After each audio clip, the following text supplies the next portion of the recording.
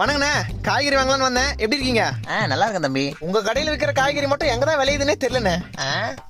சாப்பிட்டு 3 வேளையும் பாத்ரூம்லயே இருப்பா பாத்துக்கோங்களேன். தம்பி இல்ல அவ்வளவு ருசி அதிகமா சாப்பிட்டுருவோம்னா அதனால.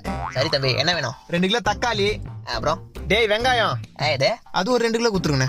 அப்புறம் என்ன வேணும்? கத்திரிக்காய் 1 கிலோ, உருளைக்கிழங்கு 1 கிலோ, அப்புறம் மனிதாபிமான ஈவரகம் இருந்தா கொஞ்சம் கொத்தமல்லி, கொஞ்சம் கருவேப்பிலை, கொஞ்சம் இஞ்சி. இந்தாங்க 150 ரூபாய். பேலன்ஸ் சில்லறையா கொடுங்க, நான் போய் மளிகை சாமான் வாங்கணும். டே தம்பி, 1 கிலோ தக்காளியே 150 ரூபாப்பா. இது 1 கிலோ தக்காளி 150 ரூபா. டேய், அந்த 150 ரூபாய் காசு மிச்சனா மறக்காம 1 கிலோ கல்லெண்ணெய் வாங்கிட்டு வா.